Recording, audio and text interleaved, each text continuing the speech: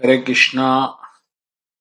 आज का हमारा सत्संग श्रीमद् भगवत गीता के चौथे अध्याय का 38वां श्लोक। कृष्ण कह रहे हैं, ना हि ज्ञानेन सदृशं पवित्रमिह विद्यते तदस्वयं योगं सिद्धिं कालमेत्नात्मनि विदन्ति। इसका अर्थ है, इस दुनिया में ज्ञान से पवित्र और उत्तम वस्तु कोई भी नहीं है, और जिसने भी योग में सिद्धि प्राप्त की है वह इस ज्ञान का अनुभव अपने आत्मा में ही करता है, उसी काल में। तो भक्तगणों, इसी बात पर हम चर्चा करेंगे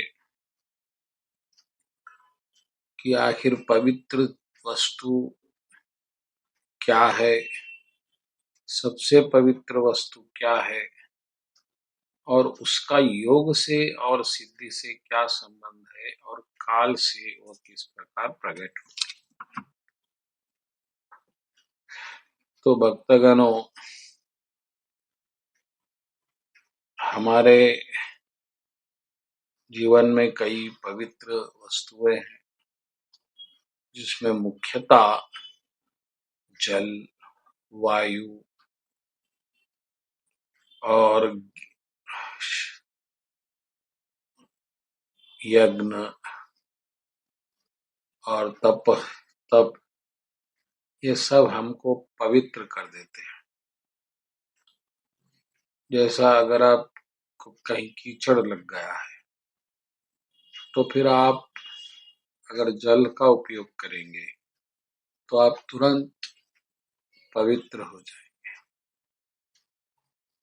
और कहीं धूल जम गई है और आपने उस पर तेज हवा से उसको हटा दिया तो पवित्र हो जाएगा।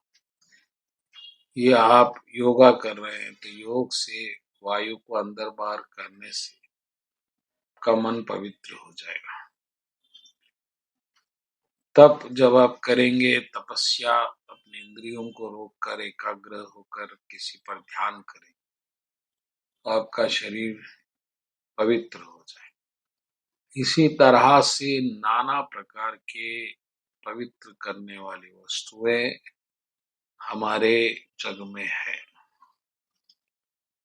लेकिन अगर प्रश्न ये आ जाए, इन सब में उत्तम क्या है, तो उसका उत्तर भगवान कृष्ण दे रहे हैं कि ज्ञानम से पवित्र कोई वस्तु नहीं है, ना ही ज्ञानेन सदृशं पवित्रमिह विद्यते।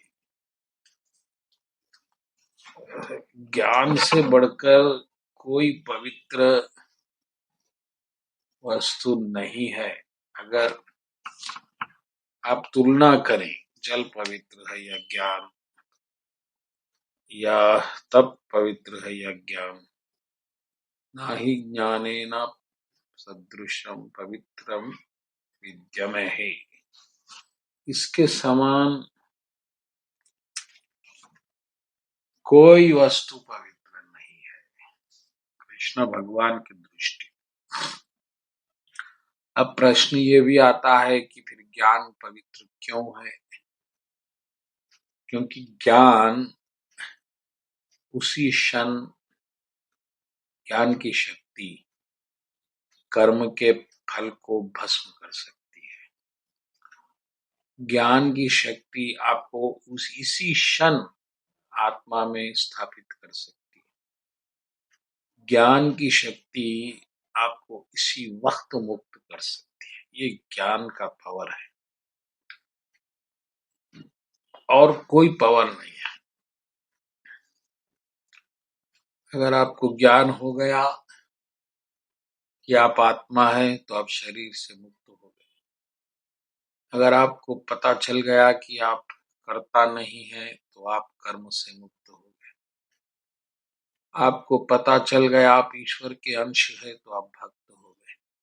बस थोड़े से ज्ञान की कमी है।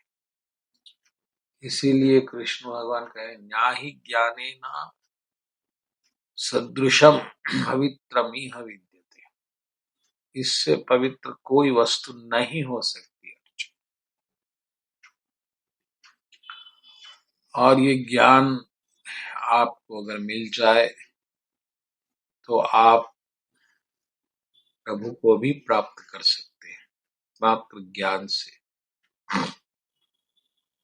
ज्ञान से ही भक्त बनते हैं। भक्त बिना ज्ञान के सही नहीं रह सकता, क्योंकि उसको ज्ञान ही नहीं है भगवान कैसे, तो भक्ति कैसे करे। वो अज्ञान की भक्ति प्रभु को पसंद नहीं है। तो भक्तगणों, आप जितना भी हो सके ज्ञान पाने का प्रयत्न करें और ज्ञान उसी से पाए जो प्रभु का भक्त हो, क्योंकि भक्त भगवान के ज्ञान से शोभित रहता है और उसे सच्चा ज्ञान होता है, तो फिर आपको भी उससे सच्चा ज्ञान प्राप्त होगा। और अगर आप सीधा प्रभु से ही ज्ञान लेना चाहते हैं तो ले सकते हैं, भगवान ने गीता बता दी है। ये सब साधन का उपयोग करें और अपने जीवन को सफल और पवित्र बनाएं। बोलो कृष्ण कन्हैया लाल जी की जय।